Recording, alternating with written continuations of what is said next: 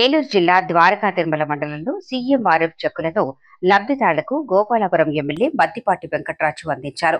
గోపాలపురం నియోజకవర్గం ద్వారకా తిరుమల మండలంలో వివిధ గ్రామాలకు చెందిన 22 మంది లబ్ధిదారులకు 11,61,722 రూపాయలు చెక్కులను లబ్ధిదారులకు ఎమ్మెల్యే మద్దిపాటి వెంకటరాజు అందించారు.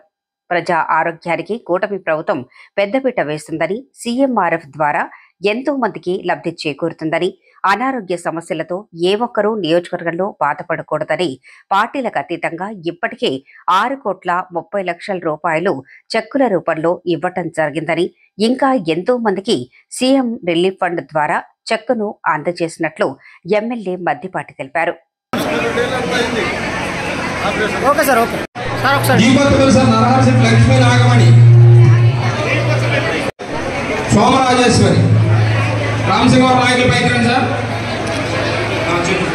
సమావేశం ఇప్పుడు స్టార్ట్ అవుతుంది. ఇప్పుడు ప్రోగ్రామ్ మాత్రం జరుగుతుంది. ప్రోగ్రామ్ అనంతరం మన సమావేశం సార్ ఒకసారి చూడండి sir Narasimha Rao. Okay sir okay చూడండి సార్.